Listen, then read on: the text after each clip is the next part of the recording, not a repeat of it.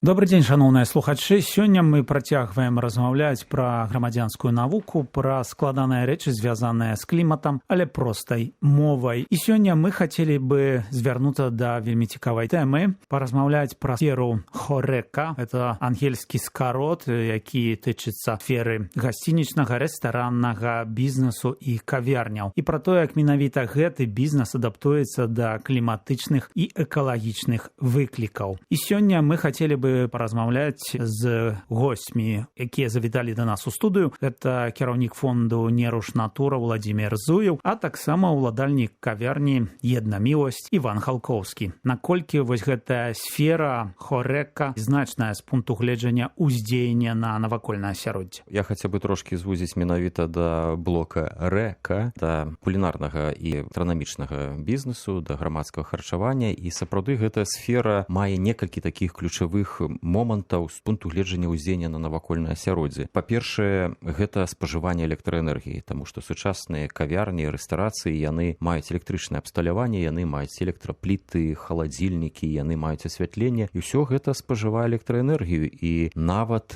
па статыстычных падліках халадзільнае абсталяванне яно можа даць да траціны ўсяго спажывання электраэнергіі. А ў сярэднім, так, калі улічваць еўрапейскі рынак, хорека, энергавыдаткі, яны на адзін аб'ект складаюць не менш за 10% ад усіх аперацыйных выдаткаў установы. Другая праблема – гэта харчовыя адходы. Паводле таксама ацэнак міжнародных арганізацый, да 30% усіх прадуктаў у сферы грамадскага харчавання можа не выкарыстоўвацца і становіцца адходамі. І гэта вельмі вялікая праблема, таму што гэта прадукты, якія сапсаваліся падчас доўгага хранення. Гэта, напрыклад, лішкі прыгатаванай ежы, якую не выкарысталі ў кавярні або ў рэстарацыі. Ну і таксама неправільна арганізаваныя закупкі, якія ствараюць нерэалізуемыя рэшткі харчавання. Пры гэтым вось харчовыя адходы гэта не проста страта грошай прадпрымальніка, гэта яшчэ вялікая праблема для навакольнага асяроддзя, таму што утылізацыя харчовых адходаў яно выклікае дадатковы ўплыў на атмасферу праз выкіды парніковых газаў. Ну і, канешне, трэці вельмі важны фактар гэта спажыванне вады, таму што грамадскае харчаванне не можа абысціся вады як у прыгатаванні ежы, так і, напрыклад, пры мыцці посуду, паверхні саміх гэтых аб'ектаў. У вялікіх установах за дзень можа спажывацца нават сотні літраў вады. Ну і, канешне, вялікая праблема зараз, асабліва з развіццём фастфуда, гэта упакоўка. Аднаразовая упакоўка, пластыкавая упакоўка, якая, па-першае, выцягвае грошы з саміх спажыўцоў, і, па-другое, яна можа негатыўна ўплываць на навакольнае асяроддзе. Так што можна сказаць, што грамадскае харчаванне гэта вельмі вялікі такі комплекс уплыву на навакольнае асяроддзе і нават на эканамічную сітуацыю. Іван, скажыце, калі ласка, калі вы чуеце пералік такіх фактараў уздзеяння, вам не робіцца страшна? Не ведаю, што вось вы ўзяліся за бізнес, які такі складаны. Не, страшна не становіцца, бо мы прадпрымаем крокі, каб знізіць вось гэты негатыўны ўплыў на навакольнае асяроддзе. Пачнем з апошняга. Гэта упакоўка. На мой погляд, гэта насамрэч вялікі кавалак вось гэтага ўздзеяння. Але мы адказваемся ад пластыкавай упакоўкі, мы ўжываем пяровую, ці вось зараз з'явіліся з кукурузнага жмыха, з трасніковага жмыха. І гэты посуд нават лепей, чым пластыковы. Акрамя таго, што яго можна пераработаць, ён выглядае лепей, ён больш такі моцны, і талерачкі, і відэльцы нават не параўнаць. Адказваемся ад пластыкавай упакоўкі. Засталіся ў нас толькі, падаецца, пакеты, у якіх храніцца замарожаная ежа. І гэта вось вельмі вялікая праблема, бо мы не можам знайсці гэтаму замену. Што датычыцца электраэнергіі, то гэта праўда. Калі не ўлічваць кошты арэнды, кошты работы працаўнікаў, то электраэнергія гэта адзін з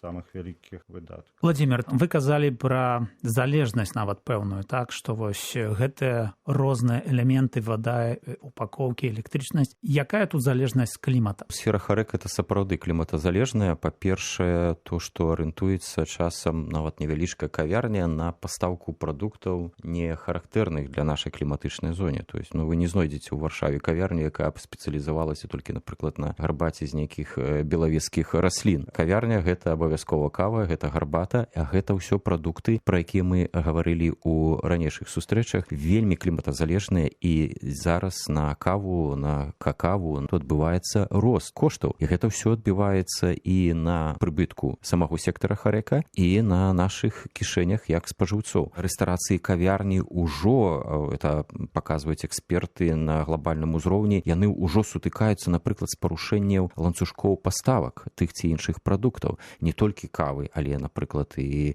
больш традыцыйных, зерня, мукі, рыса і гэтак далей. Ну і трэба памятаць, што клімат, як і гаварыў ужо Іван, ён уплывае на энергаспажыванне саміх установах, таму што пры спякотным леце рост выдаткаў на электраэнергію будзе ўзрастаць. Гэта і халадзільнае абсталяванне, гэта неабходнасць кандыцыянавання. І трэба памятаць, што цікавы такі аспект — гэта вось паводзіны кліентаў, таму што надвор'е вельмі ўплывае на наведвальнасць. Іван, скажыце, вы пацвярджаеце гэту інфармацыю Владзіміра? І, скажам, вось прыклад, сёлета нетыповая зіма, як для рэгіёна за апошнія гады. Як гэта адбілася на вашым бізнесе, на кавярні? Тое, што казаў Владзімір вышэй, усё верна, усё дакладна, бо узімку, асабліва ў гэты стычань і люты, у гастранаміі гэта цяжкія месяцы заўжды, але ў гэтую зіму было настолькі цяжка, гэта можна спытаць у любога уласніка, хоць кавярні, хоць рэстарана, гэта вельмі адбілася на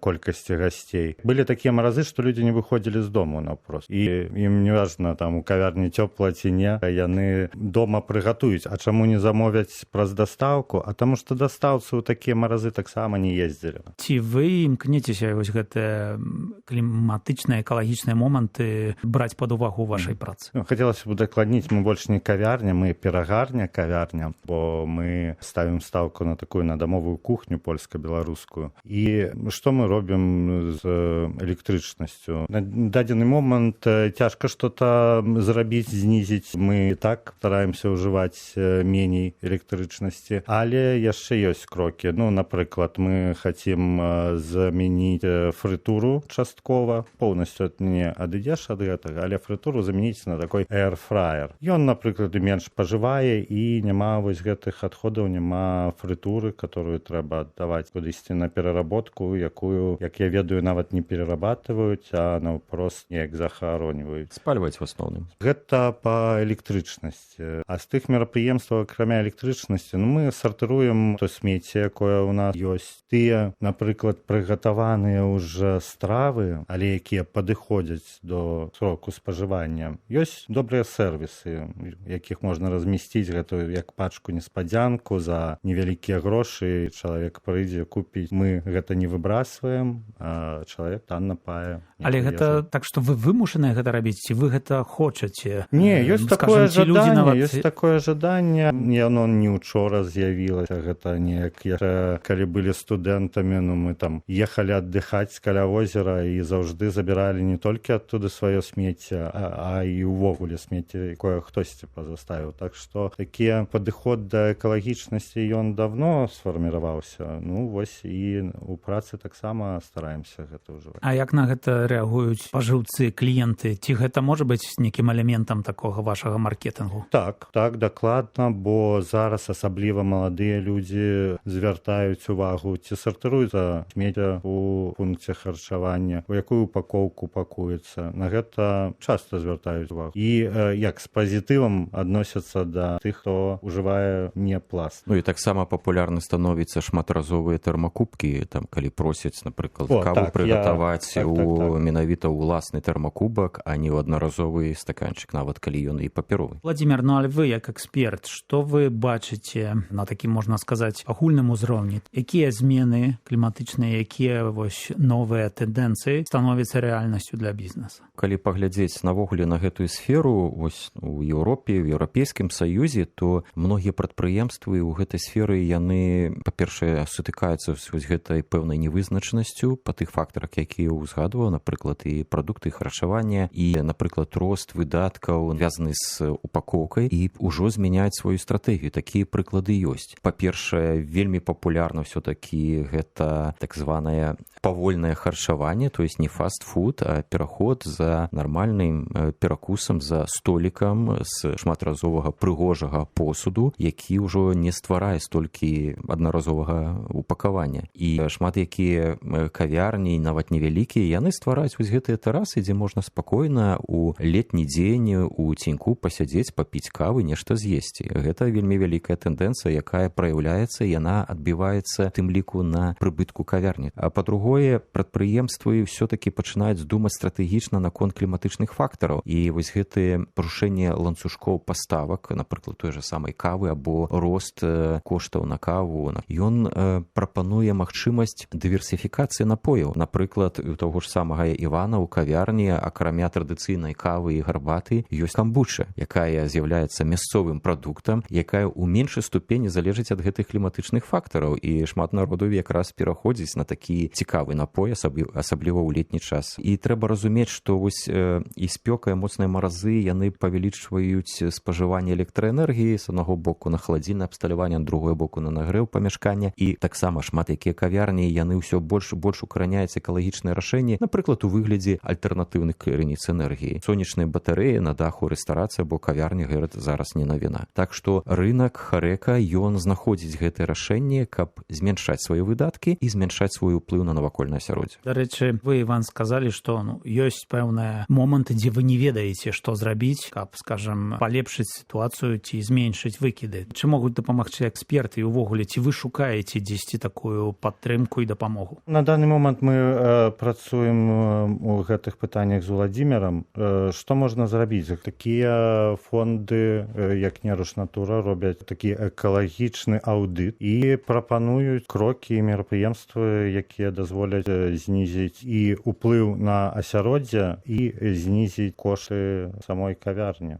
Сапраўды, вот у межах нават праекта «Зелёны вектор развіцця» мы плануем шэраг такіх актыўнасцяў разам з некаторымі кавярнямі і перагарнямі, такімі як і «Адна міласць» і іншымі ў Варшаве, дзе будзем у кожным канкрэтным выпадку распрацоўваць нават чэк-лісты з гэтых зменаў, якія будуць уплываць і на прыбытак самого аб'екту і, конечно, на зменшэнне ўплыву на навакольнае асяроддзе. Напрыклад, вельмі вялікая праблема ў шмат якіх кавярнях — гэта той жа жмых пасля кавы, які можа быць добрым прадуктам і для гародніцтва, і для іншага укаранення. І вось у нас адна з задумак якраз ёсць у гэтым годзе рэалізаваць праект устойлівага выкарыстання вось гэтага жмых ад кавы. Чуў, што гаспадыні выкарыстоўваюць гэта. Наколькі проста тут такое супрацоўніцтва з кімсьці навязаць? Можа быць, тут нейкія заканадаўчыя абмежаванні фармальныя? Для сферы малога і сярэдняга прадпрымальніцтва ў Польшчы вельмі добрыя умовы для такога развіцця, і рэалізаваць такія праекты магчымыя. А вы самі, вось сучасны свет, мноства інфармацыі, як у гэтым усім разабрацца? Што з'яўляецца праблемным момантам? Вось вы што для сябе бачыце такімі найбольш складанымі? Вы сказалі пра зіму, так, вось адсутнасць кліента. А што яшчэ праблемны момант? Та упакоўка, не ўся наша упакоўка экалагічная, ёсць куды ісці. Наконт, вось Владзімір казаў пра сонечныя батарэі. Мы таксама думалі пра сонечную батарэю на даху, але ў нас такі цень стала ўвесь дзень. Але у нас дзьме дужа такі паветраныя потокі моцныя. І мы падумалі, што можна такі невялічкі ветрачок устанавіць і ад яго запітаць якраз такую установку, якая будзе высушваць гэты жмых. І акрамя гэтага пітаць яшчэ такія, ведаеце, неонкі ў нас вісяць. Асвятленне, так. Дэкаратыўнае асвятленне рэальна выкарыстоўваць і не спажываць напрамую з сеткі. Наконт электраэнергіі, як і казаў, у нас халадзільнае абсталяванне і нават абагрэў, кандыцыяванне, ўсё мае такую катэгорыю А по ўжыванню электраэнергіі. Я ўжо казаў, замяніць фрыткаўніцу на эрфраер. Вось наконт таксама акапа, гэта выцяжка. Можна сільнік паставіць, які менш будзе спажываць. Усё гэта, канешне, час і грошы, але гэтыя грошы пазней звяртаюцца. Так, і гэтаму дапаможа экалагічны аўдыт, які зробіць разлікі і зробіць прапановы, што змяняць і да якога выніку у бліжэйшай перспектыве гэта можа прывесці. Дарэчы, кажучы пра перспектыву, вы як эксперты, вы як практык, што вы бачыце вось метаду перспектыве? Як будзе змяняцца гэты бізнес, гэты сектар, Харэка? На маю думку, ўсё скажа спажывец, таму што спажыўцы становяцца больш разумныя, і чым больш спажыўцоў будзе звяртацца ў саму кавярню, перагарню са сваімі сваімі прапановамі і будуць выказваць наконт тых зменаў, якія адбываюцца, гэта будзе спрыяць бізнесу, таму што бізнес, ён все-таки заўсёды арыентуецца на пэўны прыбытак. Гэта не некая дабрачынная дзейнасць. Прыбытак можа толькі ўзнікаць дзякуючы гэтым спажыўцам, разумным, экалагічна грамотным. Я хочу падзякаваць за сённяшнюю размову. У нас у гасцях быў Іван Халкоўскі, уладальнік, арганізатар перага кавярні «Една міласць», а таксама кіраўнік фонду «Неруш Натура» Владимир Зуяў.